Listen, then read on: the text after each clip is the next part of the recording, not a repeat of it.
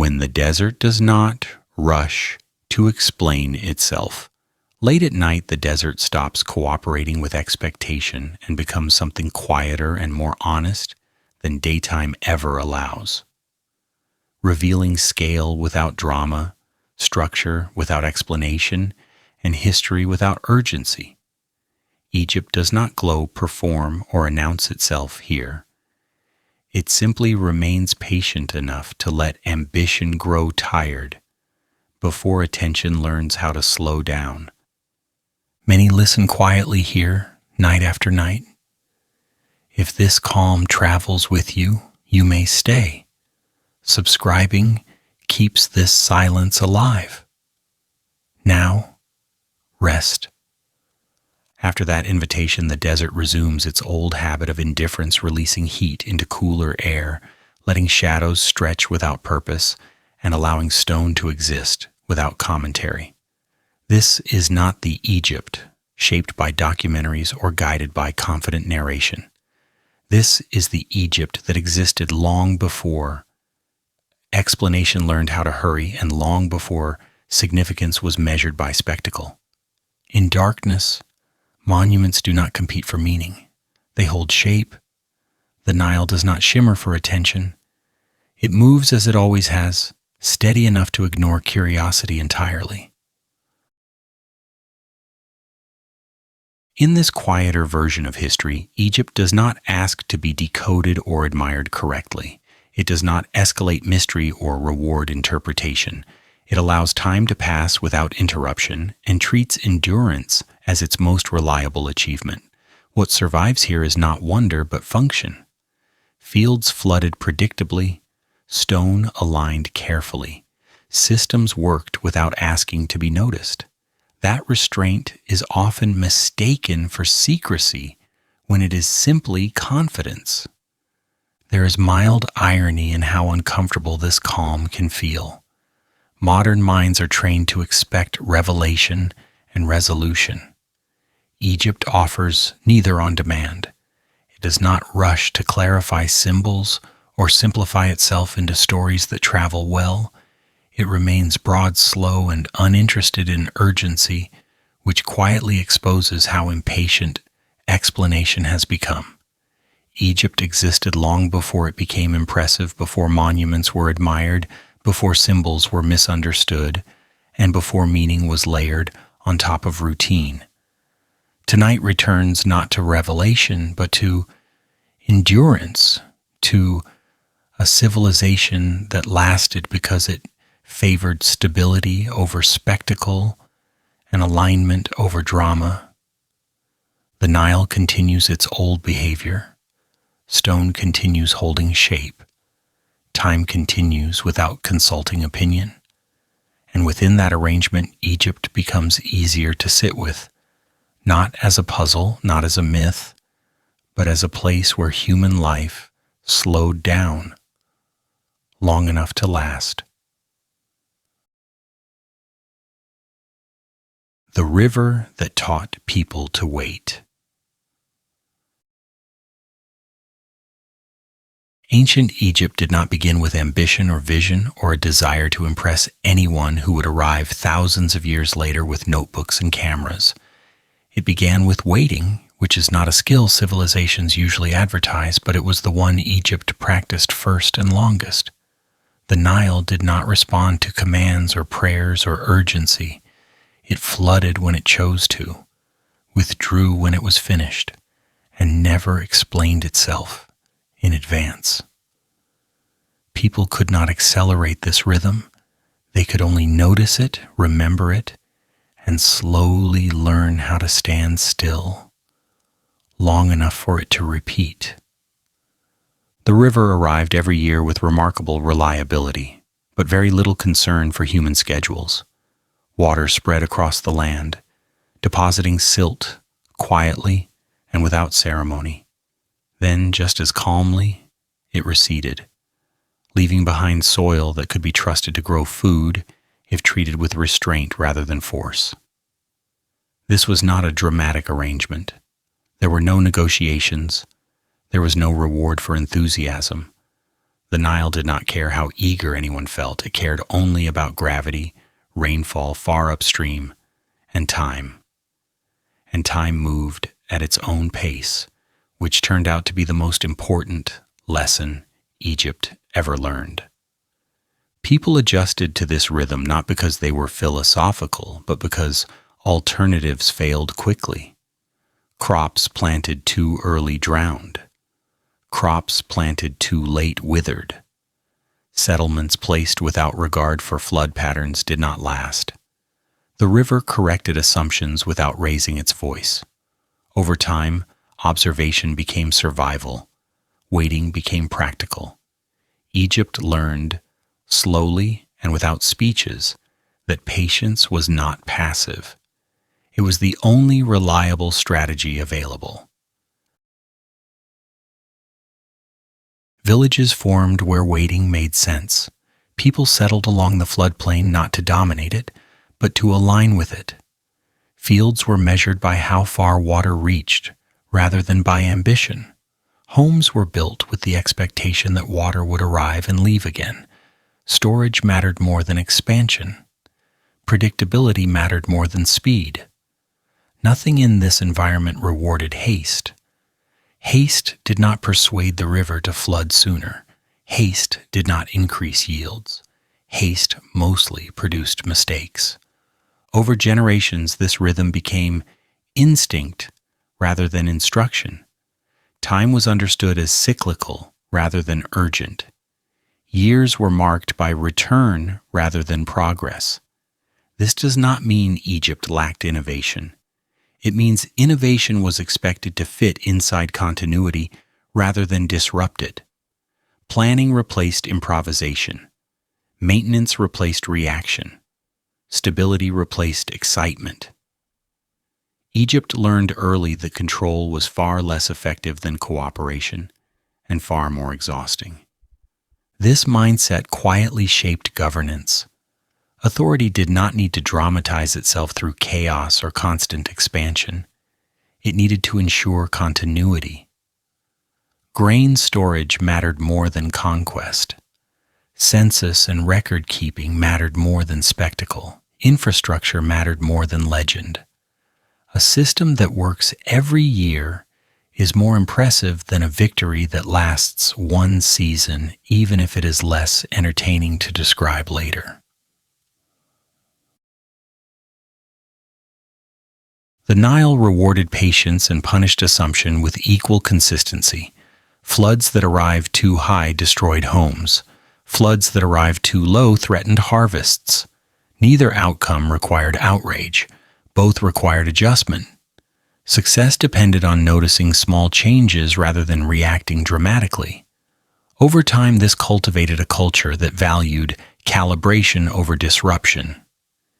Egypt did not rush to fix problems loudly. It adjusted them quietly. There is mild irony in how modern interpretations often frame this as mystery. The river was not mysterious to those who lived beside it. It was dependable. What confused outsiders was not the Nile, but Egypt's willingness to accept limits. The river did not promise abundance every year. It promised rhythm. Egypt learned to work within that promise rather than demanding more. Late at night, when urgency fades, this becomes easier to see. Egypt did not rise suddenly. It settled gradually. It did not surge forward. It accumulated. It grew into itself the way sediment builds up, layer by layer, without announcement and without drama. This is why the civilization feels calm, even when viewed across millennia. It was never trying to outrun time. The river did not inspire mystery, it inspired routine, and routine, it turns out, was enough. Routine allowed planning. Planning allowed surplus. Surplus allowed specialization. Specialization allowed complexity. None of this required haste. It required waiting done well. Waiting shaped architecture as well. Buildings were not designed for speed but for endurance. Materials were chosen for availability and reliability rather than novelty. Stone was not a statement. It was a solution. Structures were placed where they would last, not where they would impress. The river did not need monuments to understand its importance. It continued regardless. This approach also shaped social structure. Roles emerged based on maintenance rather than heroics. Scribes mattered because memory mattered. Farmers mattered because repetition mattered. Administrators mattered because continuity mattered. Power was expressed through reliability rather than unpredictability. This is less dramatic than conquest, but far more sustainable. The Nile never hurried, and neither did the society that learned to live with it. When disruption came, it was addressed methodically. When change was necessary, it was absorbed gradually. Egypt did not confuse movement with progress. It understood that too much movement could destroy what had taken generations to stabilize. There is quiet humor in how this patience contrasts with modern expectations.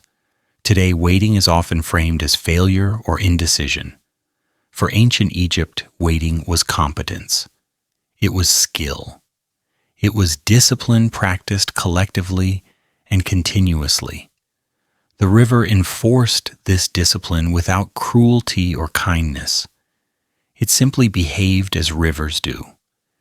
Egypt adapted not because it was uniquely wise, but because it was uniquely constrained. The environment did not allow shortcuts. It did not reward aggression. It did not respond to insistence. Over time, these limits shaped culture more effectively than ideology ever could. Late-night history prefers this version of beginnings. Not ambition, not destiny, not grand intention. Just people learning, slowly and repeatedly, that survival favored those who could wait without resentment. The Nile taught this lesson annually without variation, and Egypt listened. The river remains indifferent to interpretation. It does not care how we describe its role. It continues to flood, recede, and deposit silt, according to patterns set far beyond human reach. Egypt's endurance was built not on mastering the river, but on understanding that mastery was never available. This is why the civilization lasted as long as it did. Not because it moved fast, but because it rarely needed to. Waiting was not a pause between actions. It was the action. And so the river flows on, unhurried, uninterested in praise, continuing to teach the same lesson it always has. Those who learned to wait remained. Those who did not adjusted or disappeared quietly. The Nile never explained itself. It did not need to. It simply repeated. And Egypt learned that repetition was enough. Stone that was moved without drama. When people imagine ancient Egypt, they often imagine spectacle arriving fully formed, massive blocks rising dramatically against the sky, endless labor performed under command, and an overwhelming sense that everything was built to impress someone watching from the future. This image is understandable, but it is misleading. Much of the stone in Egypt was moved quietly, methodically, and without emotional display. The process was not theatrical, it was procedural, and that difference matters more than it first appears. Stone was not chosen because it inspired awe. It was chosen because it endured. Mud bricks served daily life because daily life required flexibility. Walls cracked, homes changed, storage expanded or contracted. Stone, by contrast, was reserved for continuity. It anchored systems that needed to outlast individual lifetimes. This was not symbolism. It was resource management. Permanence was applied selectively, not generously. Quarries were not arenas of heroism. They were workplaces defined by routine. Stone was cut, shaped, and prepared using methods refined over generations. Tools were simple not because knowledge was lacking, but because simplicity reduced failure. Techniques favored repeatability over invention. Every unnecessary complication was a liability. Nothing about this environment rewarded improvisation for its own sake. Labor was organized rather than dramatized. People worked in coordinated groups, not as isolated figures performing feats of strength. Movement depended on synchronization, timing, and shared pace. Blocks were not rushed. Rushing increased error. Error increased effort. Egypt learned early that efficiency favored calm rather than urgency. There was no hurry to astonish the future. Stone structures were not statements. They were solutions. They resisted weather. They stabilized terrain. They reduced the need for rebuilding. In a landscape where maintenance mattered more than novelty, durability was the most practical choice available. Stone was not expressive. It was preventative. The monuments that survive today appear dramatic precisely because they survived. What did not survive rarely enters imagination. This creates an illusion of obsession with grandeur. In reality, Egypt balanced effort carefully. Stone was expensive in time and energy. It was used where failure would be costly. Most structures were built from materials that accepted decay.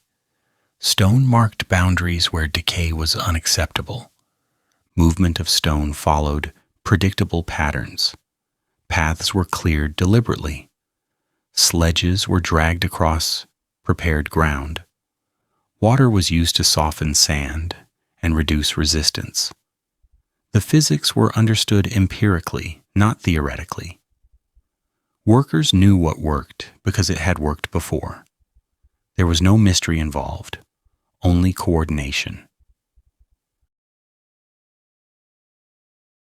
Late-night history notices this restraint. The absence of drama is not evidence of ignorance. It is evidence of confidence. A society unsure of itself often overcompensates. Egypt did not. It trusted processes that had already proven reliable. Repetition was not boring. It was stabilizing.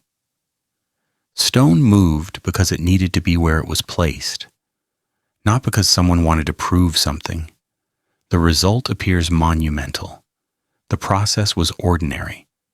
And that ordinariness is precisely why it succeeded. Extraordinary effort was distributed across time rather than concentrated into spectacle. The scale involved did not demand chaos. It demanded planning. Work schedules aligned with seasons. Labor rotated. Resources were allocated carefully. Nothing here suggests desperation or obsession. It suggests patience, applied consistently. Stone was not fought. It was accommodated. There is subtle humor in how modern observers search for lost techniques and hidden knowledge. The techniques were not hidden, they were repeated. Their effectiveness lay in their lack of novelty. Egypt did not chase innovation for its own sake. It refined what already worked until improvement became incremental rather than disruptive. Stone also imposed discipline. Once placed, it resisted alteration.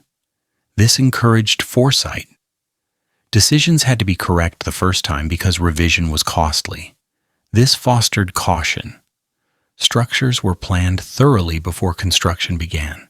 Haste was discouraged structurally, not philosophically. This approach extended beyond construction. Systems across Egyptian society favored predictability. Grain storage followed the same logic.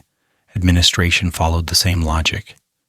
Stone was simply the most visible expression of a broader preference for continuity over excitement. There was no applause during construction, no ceremony marking each completed block. Work progressed quietly. Completion did not require announcement. A finished structure was not celebrated for its drama. It was valued for its reliability. This perspective shifts how monuments are understood. They were not endpoints, they were stabilizers. Egypt did not exhaust itself trying to impress. It conserved energy. It reused methods. It avoided unnecessary variation. Stone remained where it was set because nothing in the system encouraged disruption. Disruption was expensive, stability was efficient. Modern fascination often focuses on how stones were moved rather than why they were moved that way. The why is simpler. Egypt preferred systems that could be maintained without constant reinvention. Stone construction fit that preference. It required effort up front but reduced uncertainty later. Late at night, this logic feels almost comforting. The absence of drama removes pressure. Nothing here needed to be heroic. It needed to be correct. Stone rewarded correctness with longevity. It punished impatience with collapse. This is how endurance is built, quietly, repetitively, without needing applause. Stone does not remember who moved it. It remembers only whether it was placed well. Egypt understood this and acted accordingly. The calm associated with Egyptian monuments does not come from mystery. It comes from consistency. Structures feel settled because they were never meant to perform. They were meant to remain. That intention shaped every decision involved in moving stone. When viewed through this lens, the question of how becomes less urgent. The methods were sufficient. They did not need to be extraordinary. They needed to be dependable. Egypt achieved that by removing unnecessary drama from the process entirely. Stone did not symbolize ambition. It symbolized trust in repetition. It represented confidence that tomorrow would resemble today closely enough for plans to remain valid. That confidence was earned through observation, not assumption. The scale that impresses modern viewers was accumulated gradually. No single generation carried the burden alone. Work passed from one group to the next without interruption. Stone allowed this continuity because it did not degrade quickly. It held place across time. There is something faintly ironic about how modern narratives emphasize struggle. Struggle suggests instability. Egypt valued stability. The work was hard, but it was not chaotic. Hard work does not require chaos to be meaningful. Stone construction did not define Egyptian identity. It supported it. Identity emerged from rhythm, routine, and reliability. Stone was simply a tool that aligned with those values. Late-night history rests comfortably here, in the quiet understanding that endurance does not require spectacle, that systems last longer when they are boring, that stone moved without drama often remains the longest, and so the blocks remain, not as declarations, not as challenges, just as solutions that worked. They were placed with care, moved with patience, and left to do their job quietly. That quiet, more than any mystery, explains why they are still here. Stone was moved without drama because drama was unnecessary. The civilization had already learned how to wait. A civilization built on records, not myth. Ancient Egypt did not survive because it told stories well. It survived because it remembered things accurately and because it learned early that memory alone is unreliable when stretched across generations. Before temples gathered admiration and before monuments gathered dust, Egypt gathered information. It counted, measured, listed, and stored. This habit did not feel inspired. It felt necessary. And necessity, repeated calmly over centuries, became structure. Writing in Egypt did not begin as poetry or legend. It began as accounting, which is far less flattering and far more effective. Marks were made to track grain, to record labor, to note deliveries, and to confirm that systems continued to function as expected. These records did not aim to impress anyone. They aimed to prevent confusion. Confusion leads to shortages.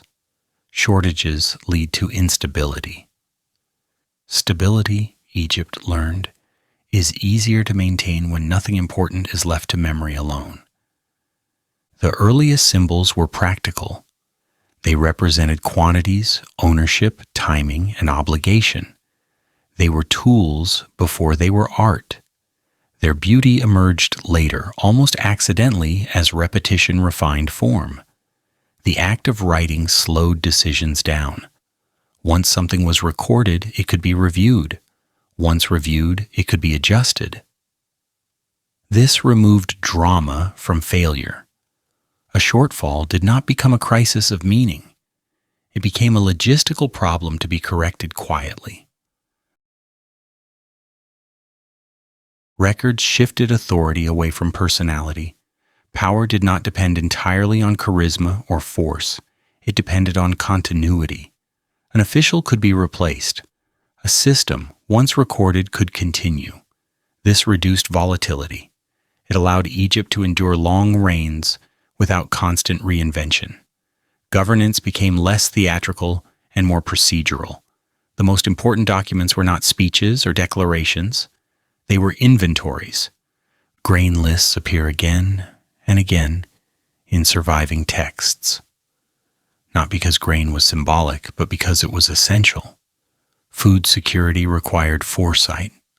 Flood levels were measured and noted.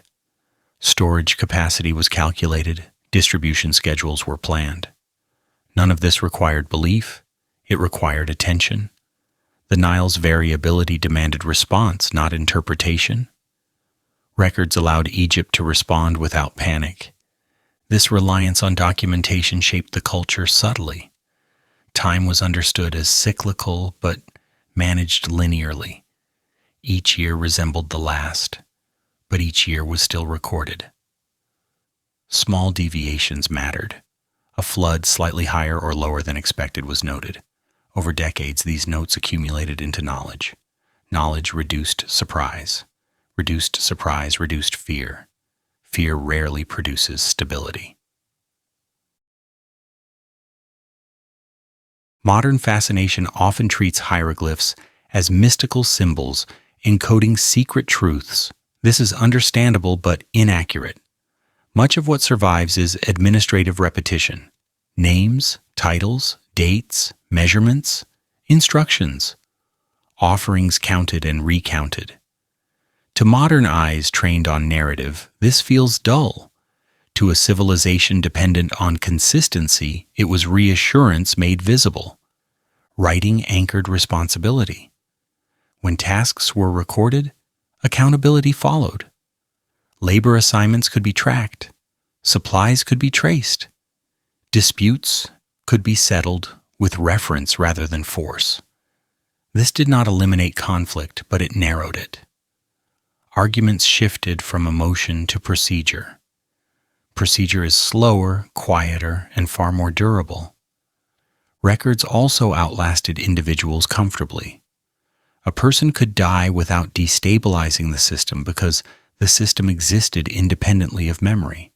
This reduced the pressure on leaders to perform permanence. The structure mattered more than the figure within it. This is one reason Egypt feels unusually calm across centuries. Continuity did not rely on heroic memory. It relied on paperwork. There is gentle irony here. What modern audiences find least exciting is often what preserved the civilization longest. Drama burns quickly, administration lingers. Egypt did not collapse dramatically because it did not depend on dramatic solutions. It adjusted gradually, revising procedures rather than rewriting identity. The act of recording also disciplined imagination. When something is written down, it becomes less flexible. This limits invention. That limitation is often mistaken for rigidity. In reality, it creates clarity. When roles, quantities, and expectations are known, improvisation becomes unnecessary. Improvisation consumes energy. Egypt preferred conservation. Late at night, this restraint becomes soothing. The civilization does not shout achievement. It hums quietly with routine. Lists do not inspire awe, but they prevent hunger. Measurements do not thrill, but they prevent chaos. Egypt understood this trade-off and accepted it early. Records also made time manageable. Events could be placed in sequence. Rains could be counted. Projects could be planned beyond a single lifetime. This long view reduced urgency. When time is structured, panic loses influence. Egypt's sense of permanence owes more to archives than to ambition. The surviving inscriptions reflect this mentality. They repeat phrases not to reinforce belief but to ensure clarity. Redundancy is a feature, not a flaw. When accuracy matters, repetition becomes comfort. This is why administrative texts dominate archaeological findings. They were produced constantly, everywhere, without ceremony. There is mild humor in how modern culture treats this material. We search for hidden meaning where none was intended. We want myth, and we are handed spreadsheets. Egypt does not apologize. It simply demonstrates that spreadsheets last longer than stories. This does not mean Egypt lacked imagination. It means imagination was not trusted with survival. Survival was entrusted to systems that could be checked, corrected, and continued. Writing served as an external memory that did not fatigue or embellish.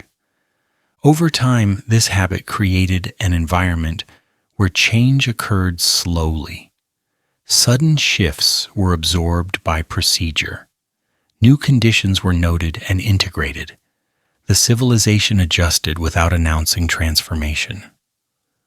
This quiet adaptability is often overlooked because it lacks spectacle. Records also limited nostalgia. When past conditions are documented, they cannot be idealized easily. Reality replaces longing. This grounded approach reduced the emotional volatility that often destabilizes societies facing change. Egypt moved forward by measuring backward. The calm tone of surviving records reflects confidence.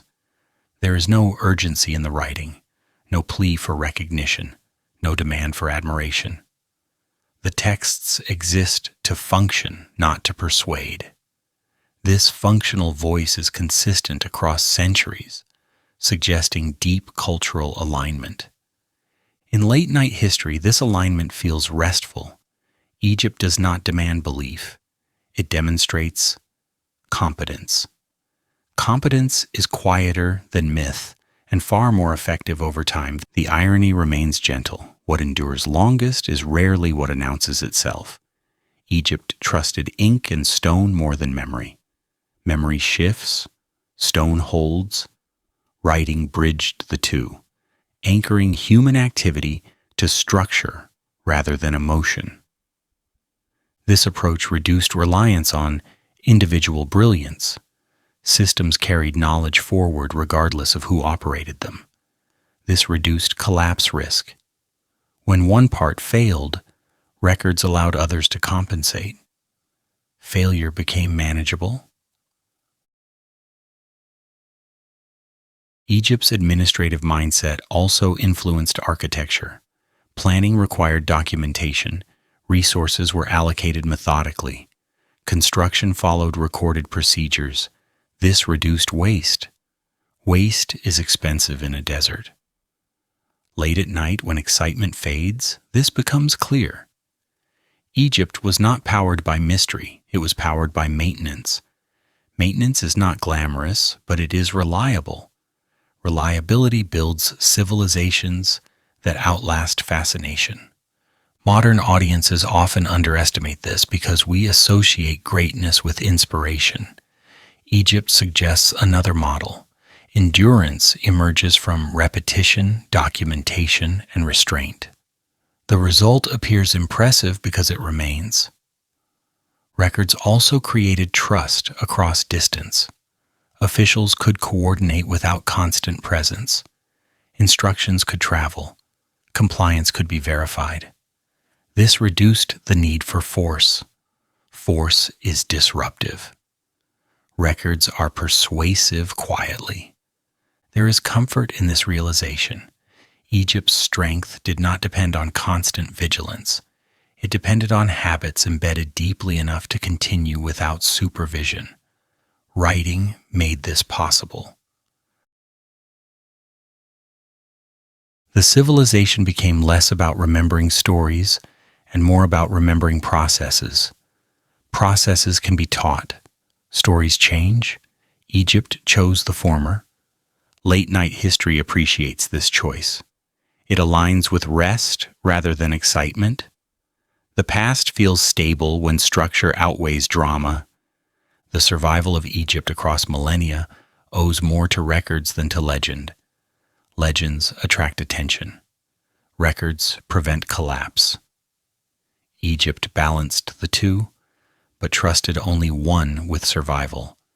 In the end, a civilization built on records does not need to explain itself loudly. It simply continues, and continuation, repeated calmly, becomes the most convincing argument of all. Daily life that did not feel historic. Most people in ancient Egypt did not wake up each morning with the sense that they were participating in something that would one day be studied, admired, or argued over. They woke up because the day required it. The light arrived. The air shifted. Work waited. Fields needed tending. Tools needed checking. Food needed to be prepared in ways that were already familiar. Children needed watching. Animals needed feeding. Life continued forward without the slightest awareness that it would later be called ancient, monumental, or mysterious. Homes were practical before they were symbolic. Walls were built to keep heat out and shade in. Roofs were flat because flat worked. Furniture was minimal because space mattered, and excess served no purpose.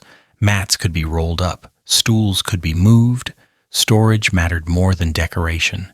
Clothing followed climate rather than meaning. Linen breathed. Loose garments allowed movement. Nothing here was chosen to communicate identity to a future audience. Everything was chosen because it functioned well enough today. Most days passed without incident. This is the part history rarely lingers on because it does not create drama. There were no turning points in the average afternoon. There were no revelations hiding in routine chores. Grain was ground. Dough was shaped. Ovens were warmed. Bread baked because bread was needed. Beer fermented because clean water was unreliable. Meals arrived quietly and disappeared just as quietly. This ordinariness is easy to overlook, precisely because it worked. Systems that function do not announce themselves. Markets moved without spectacle. Goods changed hands without ceremony. Barter followed familiarity. Everyone knew roughly what things were worth because worth was measured in survival rather than desire. Fish, grain, cloth, tools, and pottery circulated steadily. No one paused to admire the elegance of exchange. Exchange was simply how life remained predictable. Predictability reduced stress. Stress was expensive. Craftspeople worked patiently, not because patience was virtuous, but because rushing ruined results. Potters shaped vessels knowing they would be used, broken, replaced. Permanence was not assumed. Clay was abundant. Skill mattered more than longevity. Weavers produced linen thread by thread without imagining preservation. Cloth wore out. More could be made. Carpenters repaired tools expecting them to return for repair again. Reuse was not ideology. It was habit. Nothing here was designed for legacy. The idea of legacy requires distance. Daily life allowed none. Tasks were judged by usefulness rather than meaning. A well-shaped pot was successful because it held water. A well-woven cloth was successful because it cooled the body. A repaired hoe was successful because it returned to the field. These successes did not require acknowledgement beyond continued use. Even labor connected to large projects followed this tone. Workers did not live permanently inside monuments. They arrived, they worked, they left. They returned home to meals that tasted familiar. They slept. They returned again the next day. Monumental results emerged not from constant intensity, but from unremarkable routines repeated patiently. The scale we admire now was invisible from within the process. Late-night history prefers this version of Egypt because it does not demand awe, it does not rush towards spectacle, it allows the mind to rest in continuity rather than climax. The civilization lived inside habit more than vision. Habit does not sparkle. Habit endures. There is gentle humor in how modern attention behaves around this material. We search for hidden meaning where none was required. We imagine symbolism layered into daily actions that were motivated by hunger and fatigue. We project intention onto routine because routine feels insufficiently interesting. Ancient Egyptians were not living inside metaphor. They were living inside schedules. Children learned by watching rather than instruction. Skills passed through repetition rather than explanation. A child learned how to grind grain by grinding grain. A child learned how to carry water by carrying water. Knowledge was embodied. It did not need to be narrated. This made learning quiet and durable. Seasonal change guided daily adjustments. Flood season altered routines. Dry season returned them. People adapted without drama because adaptation was expected. No one argued with the river. No one demanded explanation. Waiting was already understood. Meals were simple but reliable. Diet varied by access, not by symbolism. Fish from the river, vegetables from gardens, bread everywhere, beer everywhere. Eating was not ritualized daily. It was maintenance. Maintenance sustained energy. Energy sustained labor. Labor sustained stability. Sleep arrived early. Darkness mattered. Artificial light was limited. Evenings slowed naturally. Conversation did not stretch endlessly. Silence was common. Rest was necessary. There was no incentive to push beyond endurance. Tomorrow would require the same strength. Illness was addressed practically. Remedies were used because they were familiar. Care happened within households. Most recovery was quiet. Most loss was absorbed without ceremony. Life was fragile, but that fragility was normalized rather than dramatized. There was little separation between work and life. Work was life. This reduced anxiety about purpose. Purpose was assumed. You worked because working kept things functioning. That was enough. Celebrations existed, but they punctuated routine rather than replacing it. Festivals arrived and passed. Afterwards, work resumed. The calendar balanced repetition with pause. Pause mattered, but it did not dominate identity. Tools were valued for reliability. A good tool was one that returned each day. Ornament was secondary. A cracked handle was fixed. Nothing was wasted if it could still function. Waste was impractical in a landscape that rewarded restraint. People did not think of themselves as participants in civilization. Civilization is a word that arrives later. They thought of themselves as members of households, villages, work groups. Identity was local. That locality grounded life. Late-night history notices how calming this is. A society not obsessed with self-interpretation sleeps more easily. It does not rehearse meaning endlessly. It attends to tasks and allows meaning to emerge quietly through continuation. The humor deepens when we realize how much of what we admire emerged accidentally. Monuments became impressive because daily systems allowed them to exist without collapse. No one woke up intending to create wonder. They woke up intending to finish work. Time passed slowly enough to be manageable. There was no expectation of rapid change. Change happened gradually. Gradual change is easier to live with. Most people never saw the full scale of what they contributed to. They saw only their section. This limited pressure. Pressure destroys patience.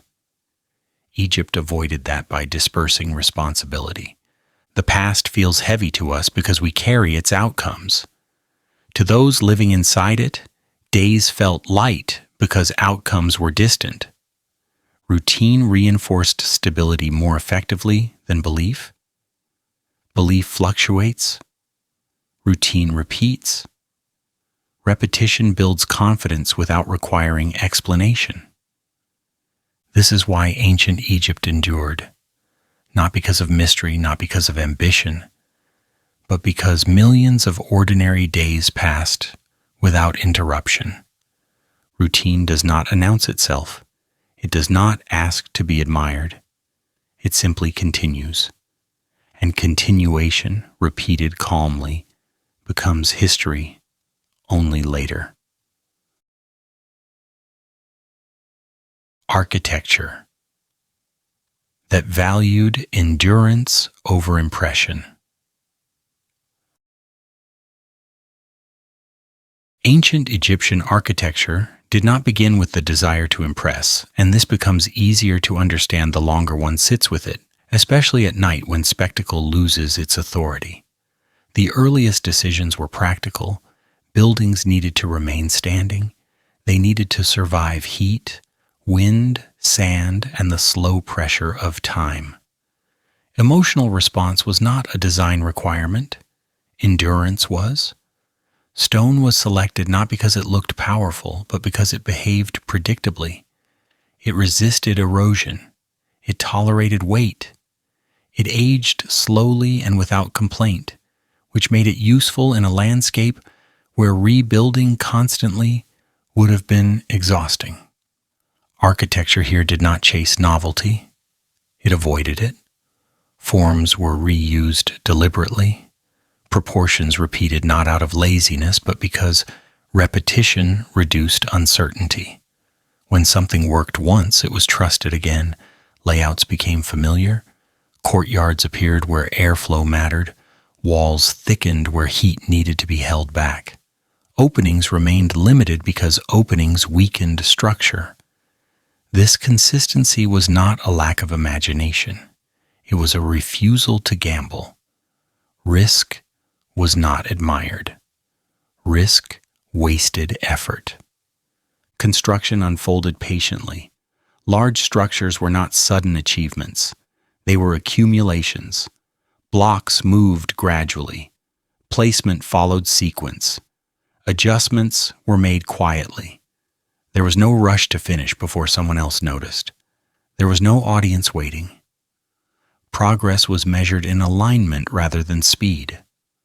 A wall that stood correctly mattered more than a wall that rose quickly. Time was treated as something to be spent carefully, not something to be conquered. When delays occurred, they were absorbed without drama. Seasons changed, labor shifted, work resumed. No structure depended on momentum alone. Everything assumed interruption and planned around it. This is why so much remains. The system did not collapse when progress slowed. It simply waited. Waiting was already understood as part of construction. What modern observers call monumental was experienced as normal labor, extended over many years. Workers did not step back to admire scale. They focused on the stone in front of them. They aligned blocks. They smoothed surfaces. They checked stability. Completion did not arrive as a climax. It arrived quietly, followed by use. A finished structure was not an ending. It was the beginning of stability. This mindset shaped the appearance of architecture deeply.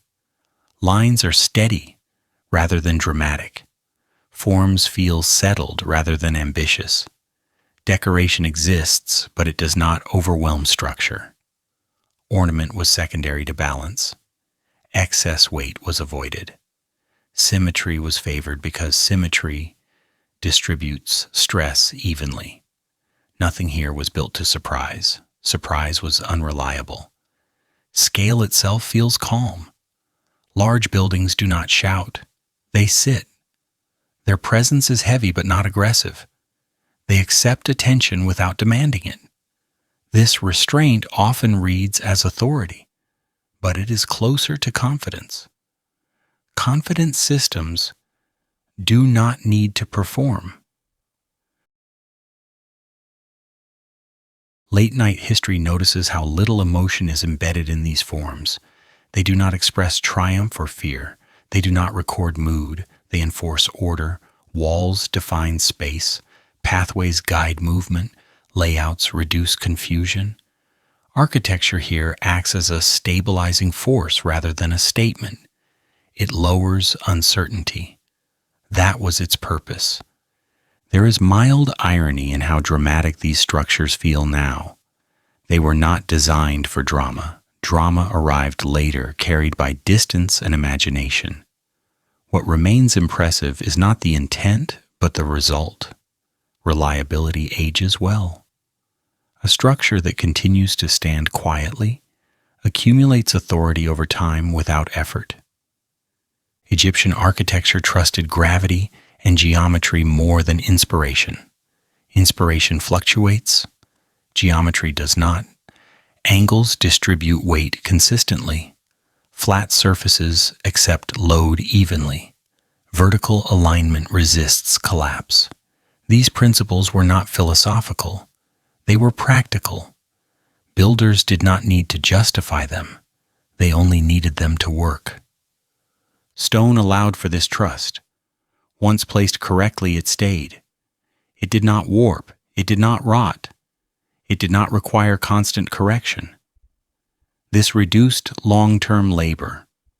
A system that reduces future effort is efficient. Efficiency was valued more than display. Mud brick handled daily life. Stone handled continuity. This division mattered. Not everything needed permanence.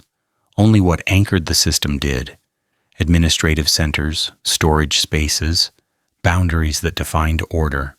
Stone was reserved for what could not afford to fail quietly. Large architectural projects did not dominate daily existence for most people. They existed alongside fields, homes, and workshops. Construction was integrated into life rather than separated from it. Workers returned home. They ate. They slept. They returned again. The building did not demand devotion. It demanded consistency. This consistency produced results that appear extraordinary only when removed from context. Seen from within, the process was ordinary. Ordinary actions repeated carefully over time accumulate into something that looks intentional and grand. The grandeur is a side effect, not the goal.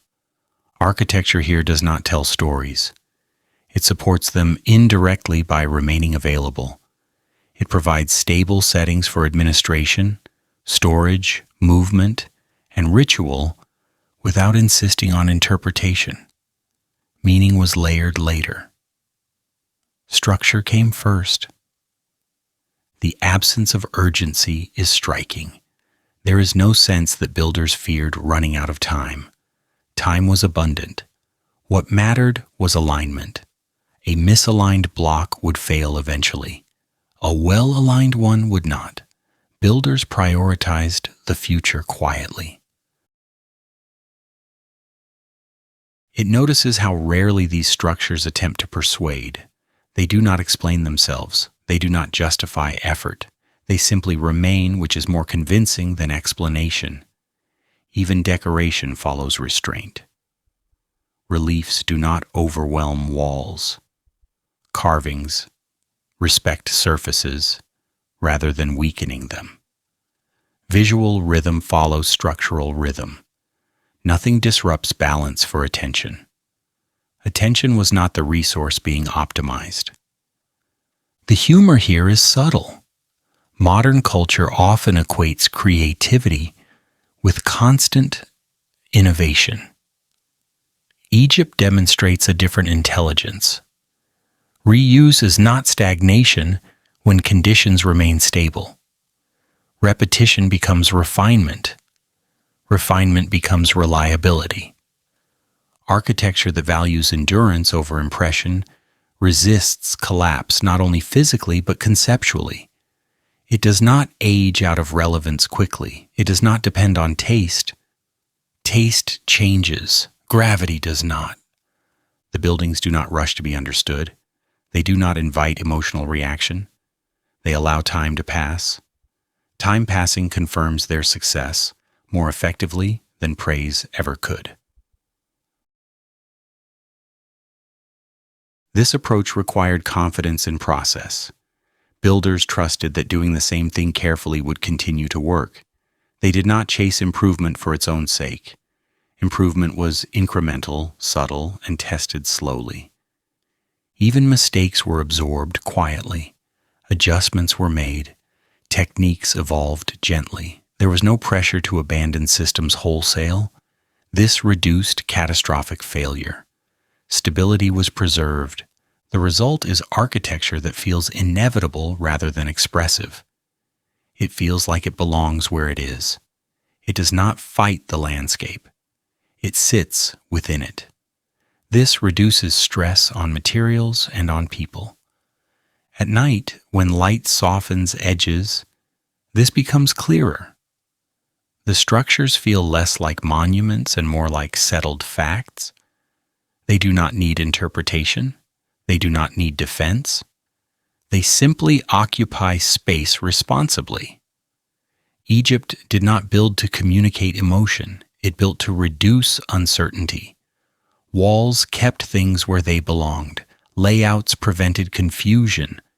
Storage ensured survival. Architecture served continuity. Continuity was valued because interruption was costly. Famine, disorder, collapse. Architecture reduced these risks quietly. That is why it was funded. That is why it was maintained. There is no sense of competition embedded here. No attempt to outdo previous generations visibly. Improvement happened through maintenance rather than escalation. This kept scale manageable. Late-night history finds comfort in this restraint. It suggests a civilization less anxious about being remembered and more concerned with functioning tomorrow. Memory was a byproduct, not a goal. The dramatic aura that surrounds these structures now is a projection. Distance adds weight. Survival adds significance. The builders themselves were not trying to astonish. They were trying to finish correctly. Reliability does not ask for explanation. It demonstrates itself through continued usefulness. Egyptian architecture does exactly that. It stands, it holds, it waits. Gravity continues to cooperate. Stone continues to tolerate time. Geometry continues to distribute stress evenly. Nothing here needs reinterpretation to remain effective. This is architecture that trusted process over inspiration. Inspiration fades. Process repeats. Repetition builds confidence quietly. The structures remain because nothing about them encouraged failure. They were conservative in the best sense. They avoided excess. They respected limits. They worked with material rather than against it. At night, this feels appropriate. The absence of spectacle allows the mind to rest. The buildings do not demand reaction. They allow presence. Egyptian architecture valued endurance over impression because endurance solved problems that impression could not: hunger, disorder, instability. These are not addressed by beauty alone. The beauty we see now is a consequence of restraint, calm proportions, stable forms, balanced mass. These qualities age gently. In the end, stability does not need explanation. It proves itself by continuing. Egyptian architecture continues quietly, reliably, without asking to be admired. Technology that avoided excess.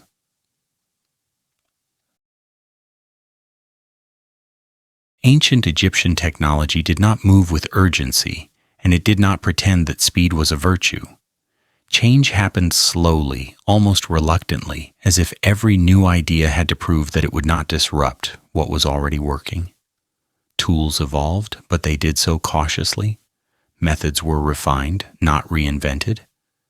Innovation appeared only when existing systems could no longer cope, and even then, it arrived quietly, without celebration. Excess was avoided not because it was immoral, but because it was inefficient. Every unnecessary complication introduced another opportunity for failure, and failure was expensive. Most tools were simple by design. Levers extended strength rather than replacing it. Ramps reduced effort rather than eliminating labor. Copper blades were sharpened repeatedly instead of discarded. Wooden sleds slid where wheels would have sunk. None of these devices were mysterious and none were fragile. They did not require constant adjustment. They tolerated dust, heat, and misuse. Reliability mattered more than cleverness.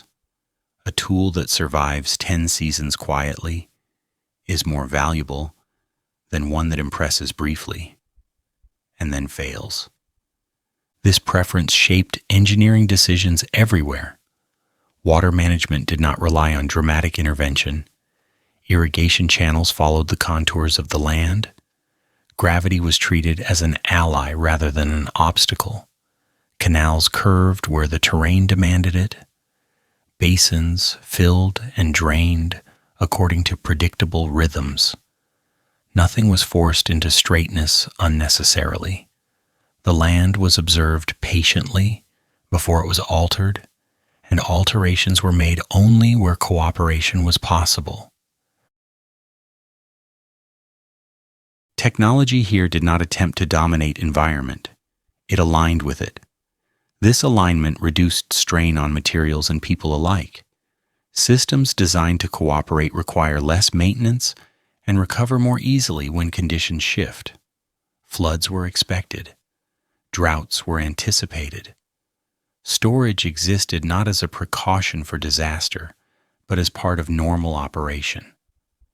Nothing assumed perfect conditions. Resilience emerged from this restraint. When something failed, it failed locally rather than catastrophically. A broken tool could be repaired. A damaged canal could be cleared. Because systems were not pushed to their limits constantly, they had room to absorb error. This flexibility was not accidental. It was designed in quietly. Late-night history finds comfort in this approach. Progress without urgency, knowledge without arrogance, solutions that did not assume permanent control. Ancient Egyptian technology did not behave as though the future owed it cooperation. It behaved as though adaptation would always be necessary. The humor here is subtle. Modern culture often celebrates disruption, treating maintenance as stagnation. Egypt preferred maintenance. Maintenance does not make headlines. It does not produce dramatic stories, but it prevents collapse. Disruption feels exciting until it breaks something essential. Egypt understood this early and adjusted accordingly. Measurement systems reflected the same mindset. Units were consistent. Standards were maintained. Accuracy mattered not because perfection was expected, but because small inaccuracies accumulate. A minor error repeated daily becomes significant over time. Egypt avoided this patiently. Measurements were checked. Records were compared. Deviations were corrected before they grew. Technology was not isolated from daily life. It was embedded within it. Tools were familiar objects, not specialized instruments reserved for experts. Children observed their use early. Skills were learned through repetition rather than instruction manuals. Knowledge passed quietly through hands rather than through proclamations. This made systems durable because they did not depend on a few individuals. Even large-scale projects followed this logic. Techniques used on monumental works were adaptations of everyday methods. Scaling up did not mean abandoning familiarity. It meant repeating known actions more times. This reduced risk. Workers did not need to learn entirely new systems. They applied what they already knew patiently. Nothing here aimed to impress future generations. That effect arrived accidentally. What survived did so because it remained useful long after attention moved elsewhere. Tools that worked continued to be used. Methods that failed were discarded quietly. There was no attachment to novelty for its own sake. Ancient Egypt did not race forward. It moved steadily. Technology followed the same pace. Improvements were incremental. Drama was minimal. Survival rates were high. This trade-off was intentional. A society that survives quietly outlasts one that advances loudly. The avoidance of excess also meant energy was conserved. Human labor was treated as valuable. Systems that wasted effort were refined or abandoned. Repetition was preferred because it reduced cognitive load. Workers did not need to reinvent process daily. Familiarity increased efficiency without increasing strain. Tools were designed to be repaired. Components were replaceable. Materials were reused. Nothing assumed disposability. Disposal creates demand for constant production. Egypt minimized this by valuing longevity. A tool that lasts reduces the need for constant replacement. Water-lifting devices evolved slowly. Shadufs appeared where needed, not everywhere. Their simplicity made them effective. One counterweight, one lever. No complexity beyond necessity. They did not maximize output aggressively. They balanced effort sustainably. Transportation followed similar logic. Sleds slid over wet sand because wheels were impractical. This solution did not look advanced. It worked. It required water and coordination, not mechanical innovation. Coordination was easier to maintain than machinery. Late-night history notices how little ego appears in these decisions. There is no sense of competing with nature. There is no attempt to prove intelligence. The goal was continuity. If a method worked, it was respected. Respect here meant repetition. Technology also avoided specialization that would fragment society. Knowledge remained distributed. This prevented dependence on rare expertise. If one person was unavailable, others could fill the gap. Systems continued. This distribution increased resilience further. Collapse often begins when systems rely too heavily on narrow points of control. Egypt avoided this by embedding technology into routine life. No tool was mysterious enough to be irreplaceable. The calm pace of innovation also reduced social disruption. Rapid change destabilizes habits. Habits anchor behavior. And by changing slowly, Egypt maintained coherence across generations. People recognized systems their grandparents had used. Familiarity bred trust. The irony is that this restraint looks unsophisticated to modern eyes, trained to equate progress with speed. In reality, it reflects a deep understanding of system behavior. Stability requires limits. Limits prevent failure. Ancient Egyptian technology did not aim for optimization in the modern sense.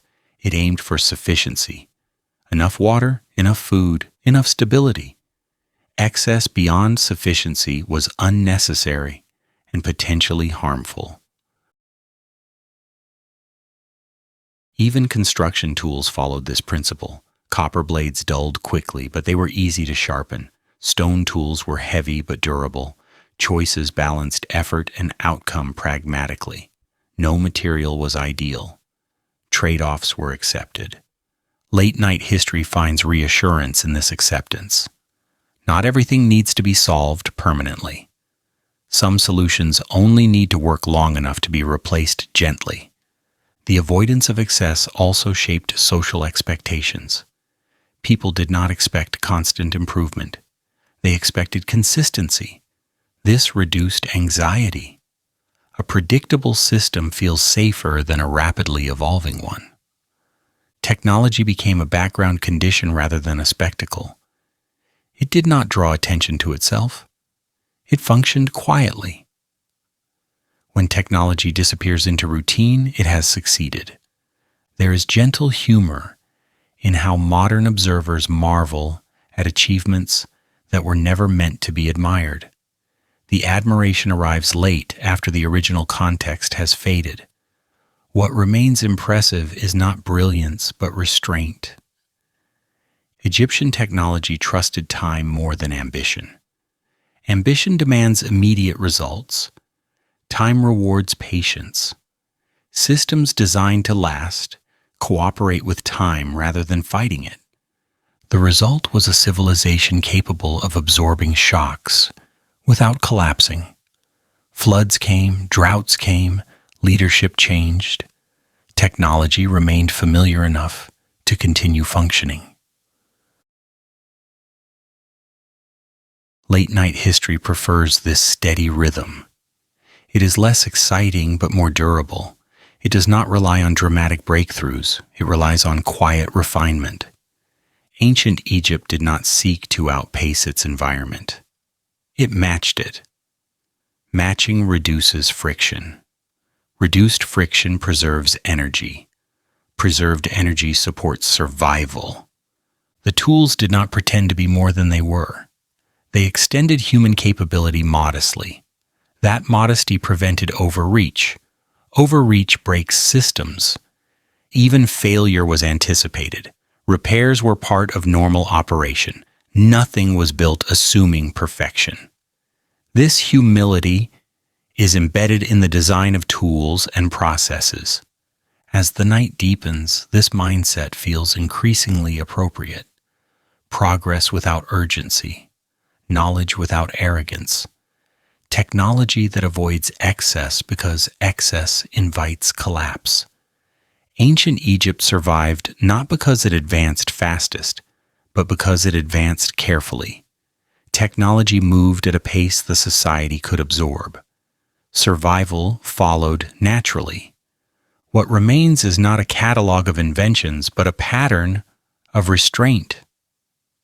Restraint repeated long enough becomes strength. The civilization did not chase the future. It maintained the present until the future arrived quietly on its own.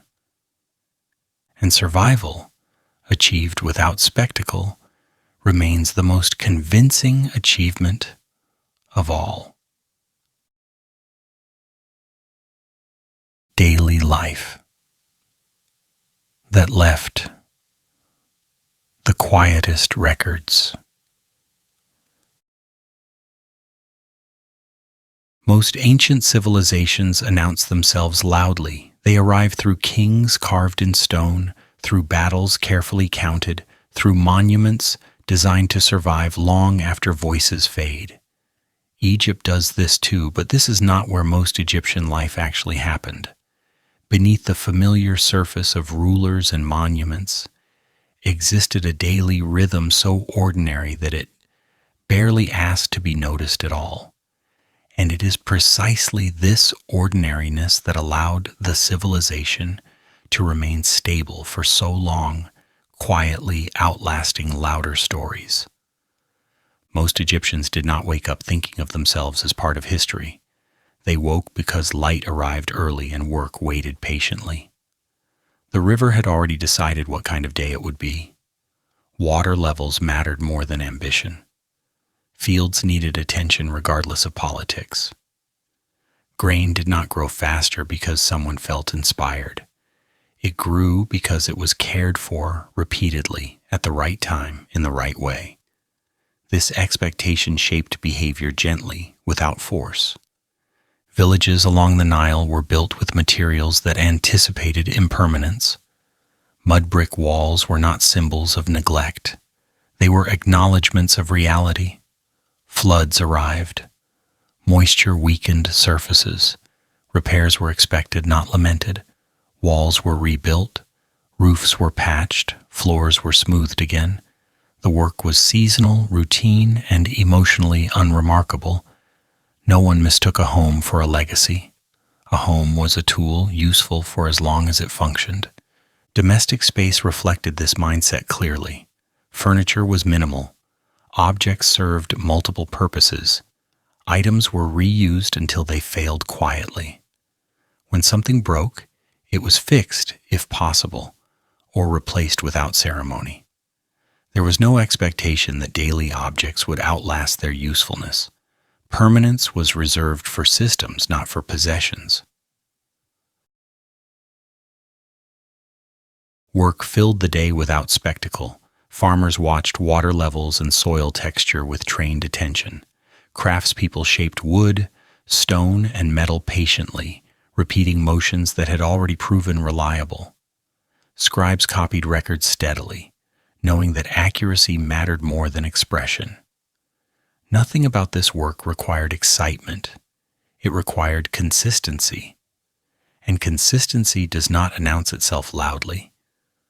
Time moved according to natural cycles rather than schedules imposed from above.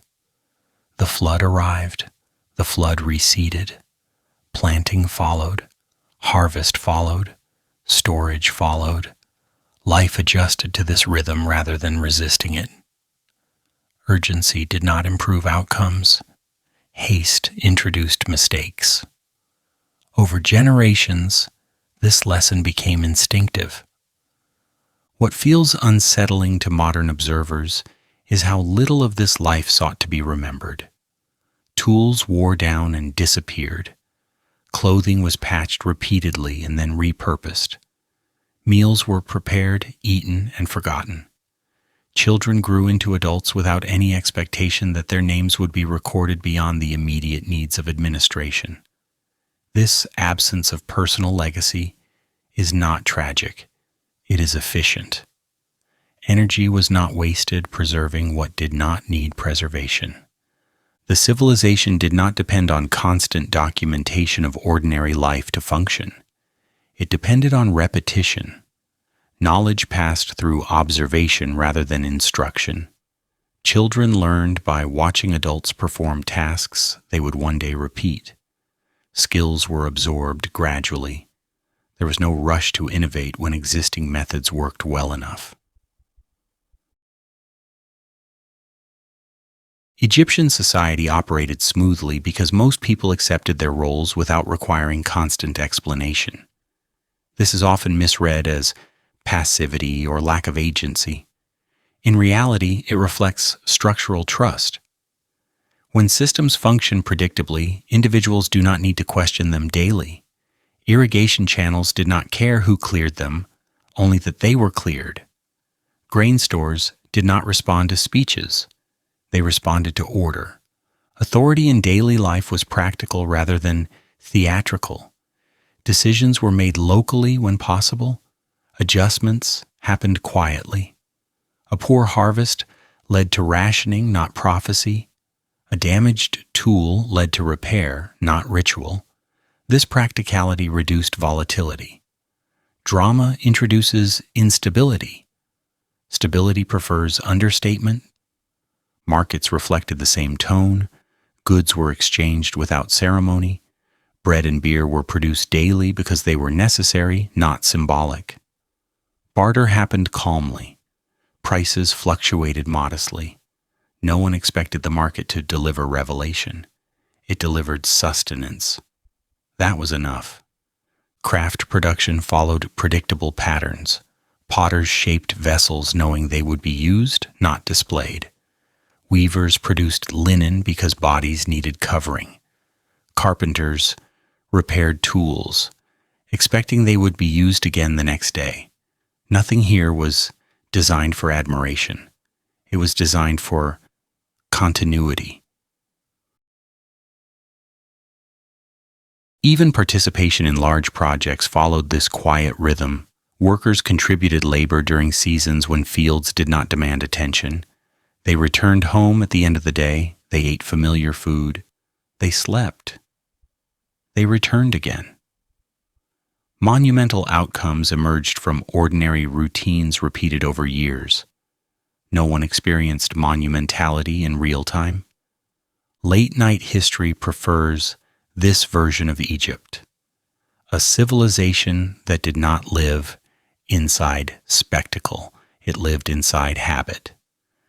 Habit rarely survives intact in historical memory because it does not perform. It does not escalate. It simply continues. There is gentle humor in how modern observers search for mystery in these patterns. We look for secret meanings. They were focused on meals. We imagine symbolism layered into routine actions. They were counting grain and repairing walls. The gap between expectation and reality reveals more about us than about them. Daily life did not feel historic to those living it. It felt normal. That normalcy created psychological stability. People did not carry the weight of legacy constantly. They carried tools, they carried water, they carried responsibilities that ended at sunset. This normalcy also reduced social strain. When life does not demand constant reinvention, stress decreases. Predictability allows planning. Planning reduces fear. Egypt benefited from this quietly. The quietness left fewer dramatic records. Historians are left with gaps. Silence fills archives where stories might have been. This silence is often mistaken for absence. In reality, it is evidence of efficiency.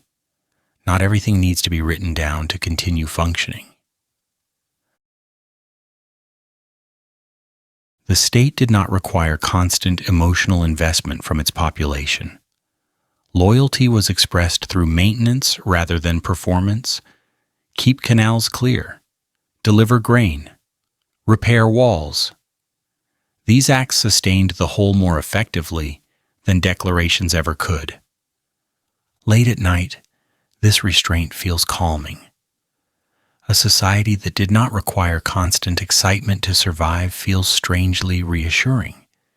It suggests that endurance does not depend on drama. Children grew within this environment, absorbing stability as normal. Elders passed on methods without framing them as wisdom. They were simply ways things were done.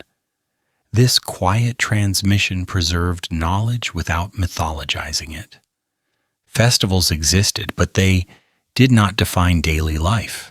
Most days were not marked by ceremony. They were marked by tasks completed and tasks prepared for tomorrow. This steady progression made life feel manageable. The absence of constant record-keeping about ordinary people does not mean they were invisible. It means they did not require validation. Their lives were functional. Function does not demand narration. Modern culture often equates significance with visibility.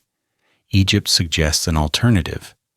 Significance can exist quietly, sustained by systems that do not draw attention to themselves. The quietest records are often the most durable. While dramatic inscriptions crumble, habits persist. Egypt survived because habits aligned with environment. Late-night history notices how rare this alignment feels now. Modern systems often prioritize speed over stability. Egypt chose the opposite. Daily life flowed because expectations were modest. No one expected life to be extraordinary. They expected it to continue. That expectation was realistic. This realism protected mental health as much as infrastructure. When life does not promise spectacle, disappointment decreases. Satisfaction comes from continuity rather than novelty. The silence left behind by ordinary lives is not emptiness.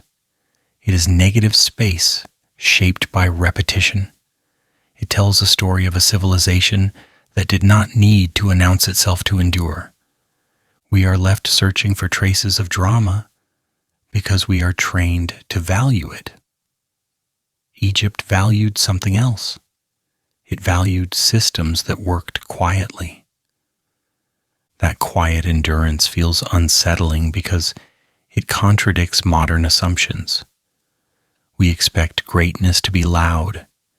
Egypt suggests greatness can be routine.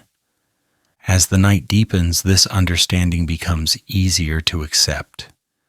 Not every life leaves a mark worth carving. Some lives leave stability instead. Egypt endured because most people were busy surviving quietly.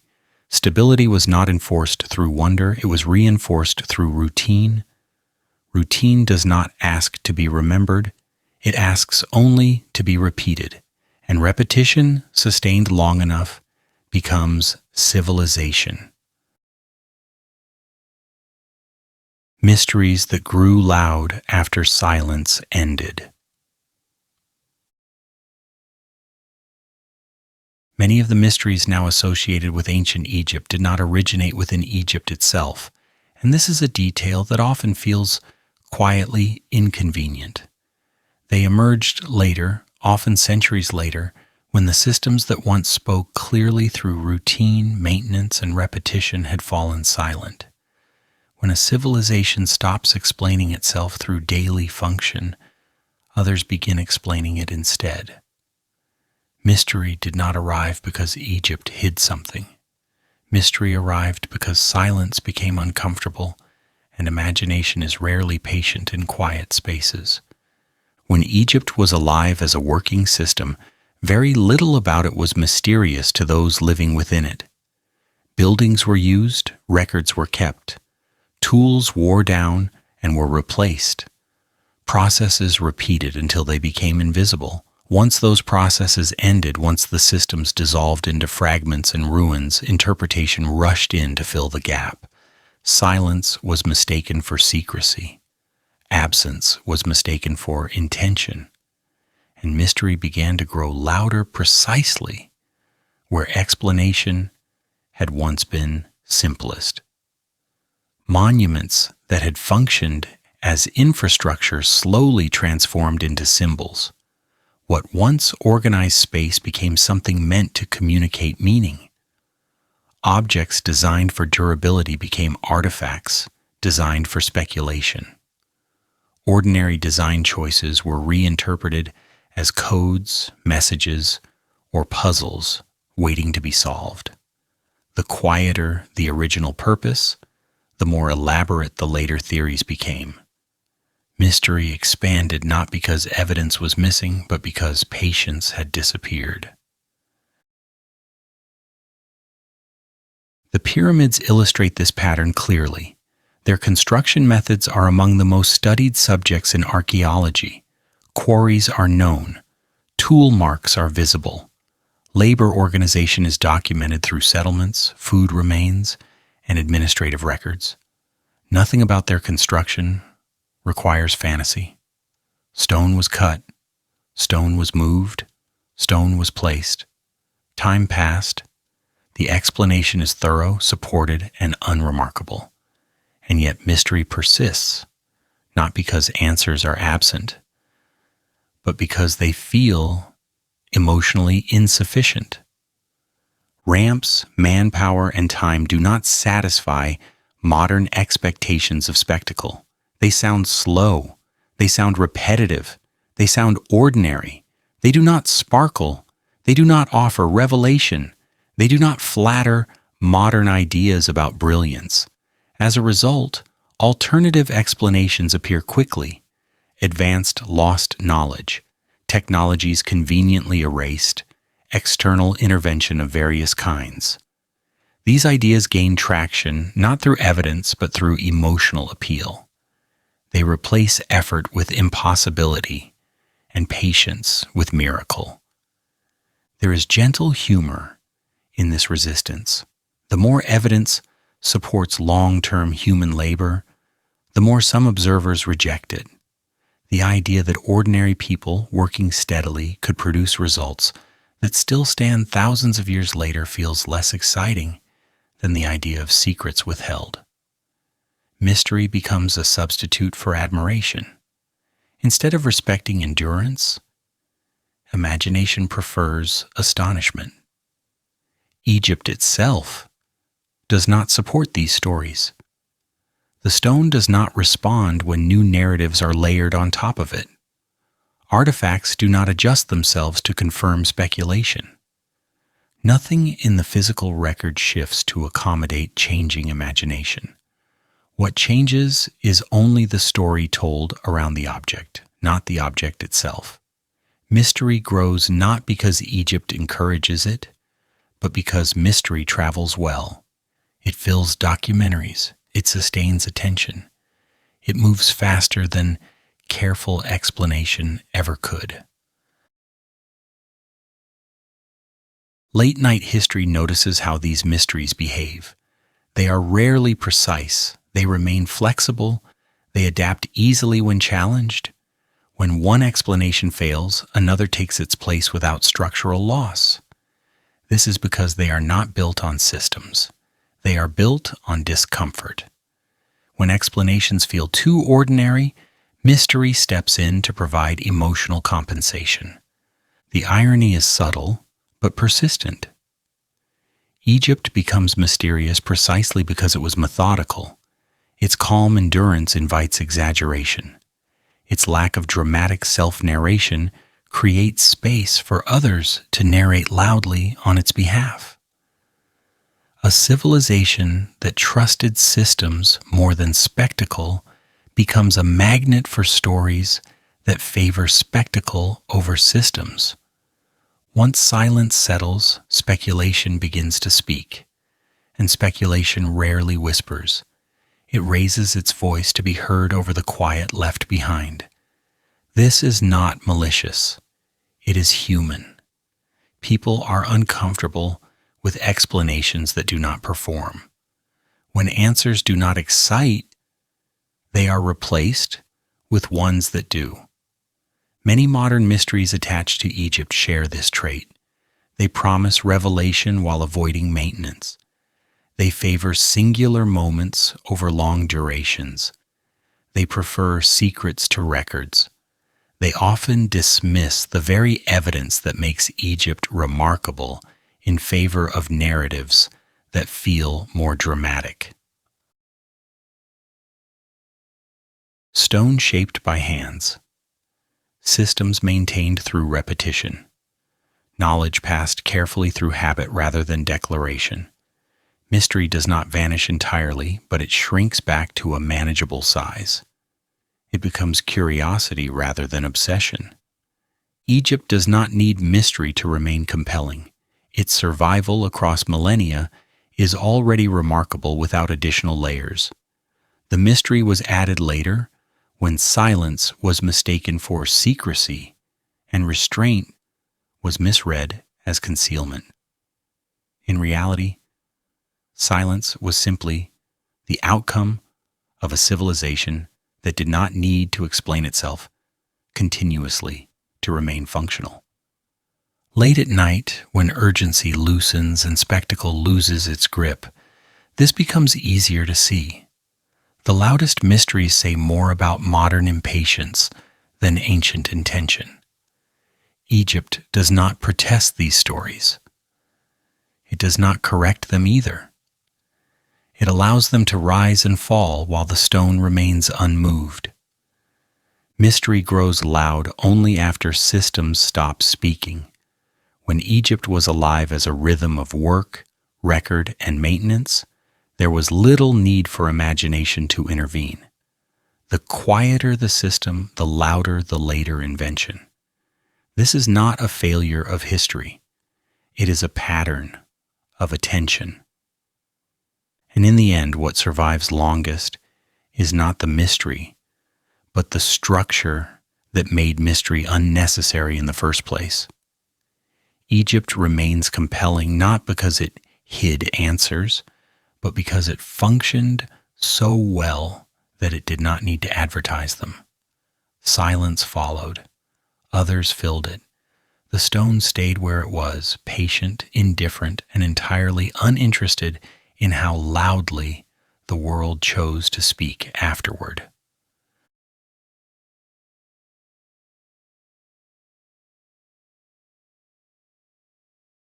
Time is the quiet engine of everything. Ancient Egypt did not experience time as a problem to be solved, a challenge to be overcome, or an enemy to be outrun. Time was not framed as pressure. It was not imagined as something that demanded speed, reinvention, or dramatic response. Instead, time was treated as a condition to cooperate with, a steady presence that shaped behavior slowly and predictably. This relationship with time became the quiet engine behind everything Egypt sustained, and it explains far more about its endurance than ambition ever could. The Nile did not hurry, and neither did the people who depended on it. Floods arrived when they arrived, indifferent to preference or desire. Soil renewed itself slowly, carrying nutrients downstream without spectacle. Crops grew because seasons repeated reliably, not because anyone forced innovation into the process. Egyptian systems were designed to absorb delay without panic. Storage mattered more than expansion. Repair mattered more than replacement. Stability mattered more than novelty, and novelty was never trusted without long observation. This approach shaped agriculture first, then quietly extended into every other part of life. Grain was stored not because famine was dramatic, but because famine was predictable if patience failed. Surplus was not treated as opportunity for excess, but as insurance against disruption. Planning assumed time would continue behaving as it always had. There was no expectation that tomorrow would need to be different from today in order to succeed. That assumption removed urgency from decision-making and replaced it with care. Architecture reflected the same philosophy. Weight and balance mattered more than height designed for spectacle. Proportions favored stability over innovation. Walls were thick because thick walls fail slowly. Foundations were wide because wide foundations forgive error. Buildings were not designed to impress a moment. They were designed to remain after attention moved elsewhere. Time was built into the structure from the beginning, treated not as a threat but as a collaborator. Writing followed this rhythm as well. Records were preserved carefully instead of constantly revised. Information accumulated gradually. There was no pressure to appear original. Accuracy mattered more than novelty. Lists repeated. Measurements stayed consistent. Names were recorded not to immortalize individuals, but to maintain continuity within systems. Knowledge grew through accumulation rather than disruption, and disruption was avoided whenever possible because it introduced uncertainty. Skills were transferred through repetition rather than invention. A craft was learned by watching, copying, and repeating until variation became unnecessary. Improvement occurred slowly, often invisibly, through minor refinements that did not announce themselves. Innovation was not rejected, but it was treated cautiously. New methods were adopted only when they proved compatible with existing systems. Time acted as a filter, allowing only changes that could survive long use. Modern observers often mistake this for stagnation. It looks passive when viewed through a culture trained to celebrate acceleration. In reality, it was optimization. When a system works reliably, change becomes expensive. Egypt adjusted slowly because rapid change introduced risk, and risk threatened continuity. The civilization did not resist progress. It resisted unnecessary motion. Motion without purpose was considered wasteful, not impressive. This approach becomes unsettling when its effectiveness is acknowledged. A civilization that does not chase novelty becomes difficult to narrate dramatically. There are fewer turning points, fewer moments of rupture. Instead, there is continuity. Continuity does not produce excitement easily. It produces stability, which is quieter and far more durable. Egypt survived because it did not demand constant transformation to justify its existence. Time in Egypt moved like water through channels that had already been shaped. Once established, those channels guided everything that followed. Administration flowed predictably. Labor followed seasonal patterns. Agriculture responded to flood cycles. Craft responded to demand. These constraints were understood rather than debated. When limits are accepted, decisions become simpler. Urgency dissolves because nothing requires immediate reinvention. The unsettling realization is how effective this was. The civilization lasted not because it was constantly reinventing itself, but because it resisted unnecessary change. It allowed time to do its work without interference. Systems matured rather than being replaced. Adjustments were incremental, absorbed quietly, and rarely celebrated. This prevented collapse by preventing stress from accumulating too quickly. Late-night history rests comfortably here. There is no climax waiting to arrive, no dramatic collapse preparing itself off stage. There is simply time doing what it always does, and people choosing not to interrupt it more than necessary. Systems functioned long enough to outlast those who designed them. That is not accidental. It is the result of patience practiced consistently. Time was not conquered, it was accommodated. That choice was deliberate, quiet, and deeply practical. It allowed Egypt to remain coherent across centuries that erased less patient cultures. The absence of urgency was not a weakness. It was a strategy. A civilization that cooperates with time does not need to announce itself loudly. It only needs to remain aligned. Modern culture often imagines endurance as heroic resistance. Egypt demonstrates another option. endurance through cooperation, endurance through maintenance, endurance through accepting that time will move whether invited or not. By aligning systems with that movement rather than fighting it, Egypt allowed continuity to become routine. This routine is what feels most alien now. We are accustomed to measuring value through speed and disruption. Egypt measured value through survival. When survival becomes the metric, decisions change. Excess becomes liability. Drama becomes distraction. Stability becomes achievement. The quiet engine of time powered everything without ceremony. It did not require belief. It did not request admiration. It simply continued, carrying systems forward slowly enough that they did not tear themselves apart. This is not a mystery, it is an approach, one that does not perform well on timelines, but performs exceptionally well across centuries.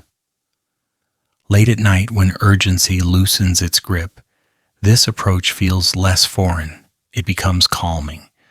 There is no need for escalation, no demand for reinvention, just systems aligned with duration, repeating what works until repetition becomes invisible.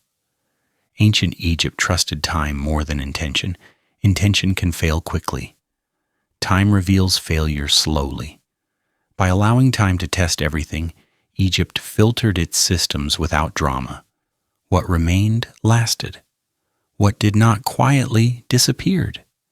This is why time was the quiet engine of everything, not because it was controlled, but because it was respected. Egypt did not hurry to explain itself. It did not rush to change. It waited, and waiting, practiced long enough, became its greatest strength. Why Egypt never needed to explain itself. Ancient Egypt did not construct itself with the expectation of being interpreted by distant futures. It did not imagine scholars, tourists, cameras, or late-night conversations attempting to extract meaning from its remains. It existed within its own present, shaped by conditions that felt ordinary to those living inside them. Explanation was not a goal. Function was. Survival was. Continuity was. Everything else arrived later, carried by people who were not part of the original design. This is why so much of what remains feels strangely indifferent to modern curiosity. Buildings do not clarify their purpose eagerly. Objects do not volunteer meaning. Records preserve information without commentary. Egypt did not pause to explain itself because there was no reason to. Its systems were built to work, not to persuade. Effectiveness was enough justification, and once something worked reliably, questioning it became unnecessary. Modern discomfort begins here. We are accustomed to cultures that narrate themselves constantly. We expect intention to be visible. We expect meaning to be announced. We want civilizations to communicate with us, to leave messages we can decode. Egypt offers far less of that than expected. Instead of declarations, it leaves procedures. Instead of philosophy, it leaves schedules.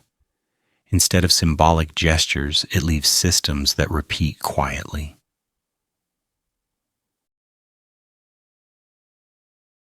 This restraint often feels like absence, but it is not. Meaning was present, but it was internal rather than performative. Egyptian life did not revolve around telling stories about itself. It revolved around continuing. Fields needed tending, water needed managing, records needed maintaining, structures needed repair. None of this required explanation beyond whether it worked. When it did, the conversation ended. The civilization did not see itself as an audience for its own actions. It did not frame daily life as legacy. Most people did not imagine themselves being studied. They imagined tomorrow, They imagined the next flood. They imagined whether grain would last through the dry season. This orientation toward the immediate future, rather than distant memory, shaped everything that survived. Records illustrate this clearly. Writing preserved quantities, names, dates, and responsibilities. It rarely explained why something mattered. It assumed shared understanding. When something needed explanation, it was usually because it failed. Success did not require commentary. This habit feels alien to modern culture, which often equates explanation with importance. Egypt equated reliability with importance. Architecture followed the same logic. Structures did not announce their purpose theatrically. They were used, they functioned. Their form followed necessity rather than symbolism. When symbolism existed, it was embedded quietly, not advertised. Walls did not narrate themselves. Layouts did not demand interpretation. They enforced order simply by existing. Modern narratives often struggle with this silence. We want secrets because secrets feel like reward. We want hidden knowledge because it flatters curiosity. When we encounter calm systems that refuse drama, we become restless. We begin projecting complexity where restraint exists. We invent mysteries to fill the space where explanation never lived. There is subtle humor in this process. We approach Egypt searching for revelation, while Egypt responds with accounting. We look for coded wisdom, while Egypt offers measurements. We expect metaphors, while Egypt presents storage capacity. The mismatch is not Egypt's failure. It is our expectation. Egypt did not hide meaning. It simply did not externalize it for strangers. Meaning lived inside use. A canal mattered because it carried water. A wall mattered because it stood. A record mattered because it prevented confusion. Once these purposes were fulfilled, nothing else was required. This is why endurance becomes the true legacy. Not mystery, not spectacle, not unanswered questions. Endurance. Systems that lasted because they did not demand constant justification. Practices that survived because they adapted slowly rather than dramatically. A civilization that did not chase attention and therefore did not exhaust itself. Modern fascination often misreads this as aloofness or secrecy. In reality, it was confidence. A system confident in its function does not need to explain itself repeatedly. Explanation often emerges when instability appears. Egypt minimized instability by minimizing unnecessary change. Late-night history understands this tone instinctively. It does not rush to extract meaning where meaning was never meant to be performed. It allows Egypt to remain quiet without treating that quiet as deficiency. Silence here is not absence. It is completion. As attention softens, Egypt stops feeling distant. It feels methodical, calm, slightly amused by how much noise surrounds something that never required it. Stone remains where it was placed. Records remain legible. Systems remain visible without interpretation. Nothing demands belief. Nothing insists on wonder. This quiet confidence unsettles modern observers because it removes us from the center. Egypt does not seem concerned with whether we understand it correctly. It does not adjust itself to modern questions. It does not clarify misunderstandings. It allows misinterpretation to pass without resistance. There is a gentle irony in how much effort we invest trying to make Egypt speak louder. We write books, we film documentaries, we argue over meaning. Egypt remains unchanged by all of it. The stone does not respond. The records do not update themselves. the systems continue to demonstrate what they always did. Explanation becomes unnecessary when a civilization is built to last. Egypt did not anticipate forgetting because it did not rely on memory alone. It relied on structure. Structure survives interpretation. Memory does not.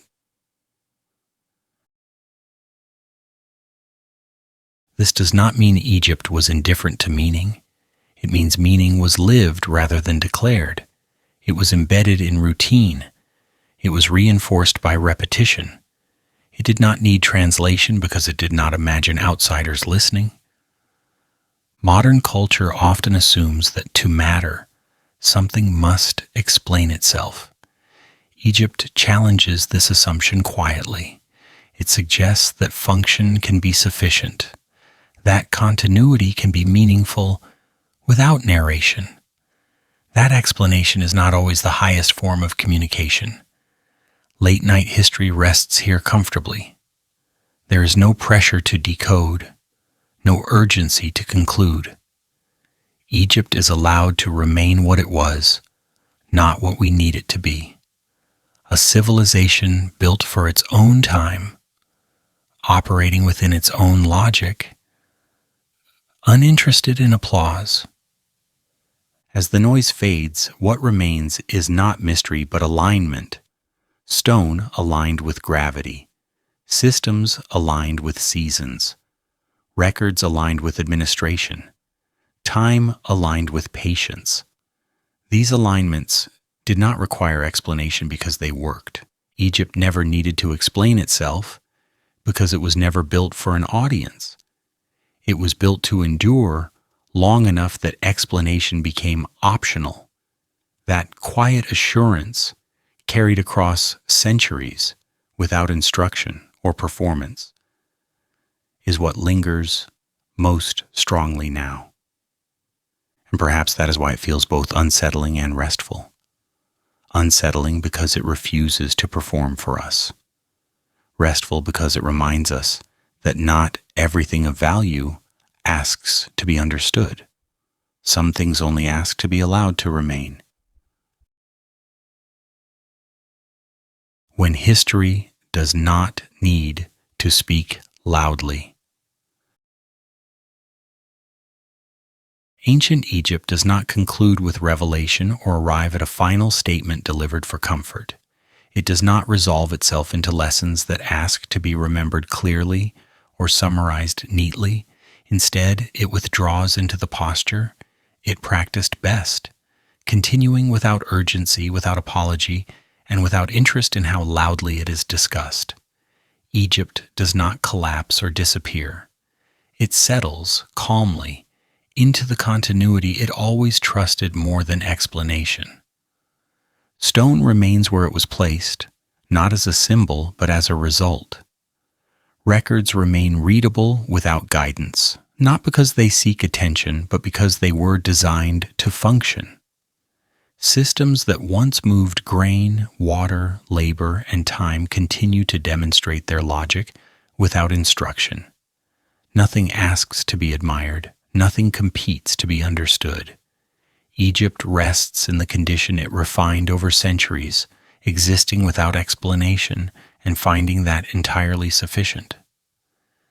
This quiet persistence is often mislabeled as mystery. In reality, it is restraint. A civilization aligned with duration rather than spectacle does not leave behind dramatic endings. It leaves behind stability. What feels unsettling is not the presence of hidden meaning, but the absence of performance. Egypt does not narrate itself for us. It never did. It worked until it no longer needed to, and then it allowed time to continue without commentary. Modern storytelling arrives differently. It prefers conclusions, revelations, and moments that justify attention. Egypt offers none of these deliberately. It allows observation but resists impatience. It presents shape without instruction and continuity without interpretation.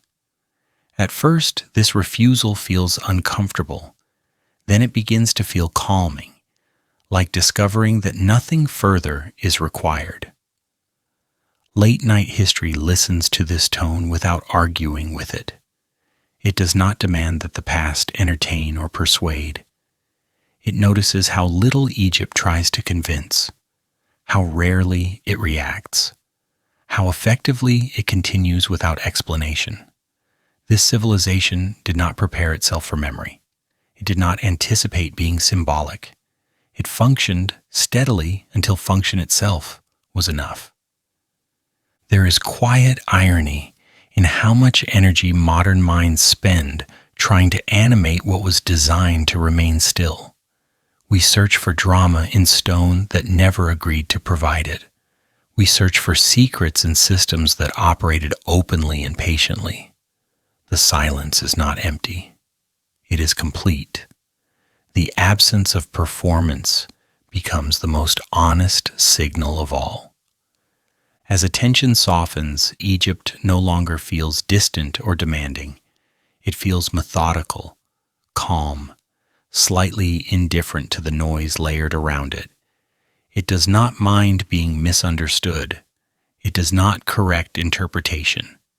It remains available without becoming explanatory, present without becoming insistent.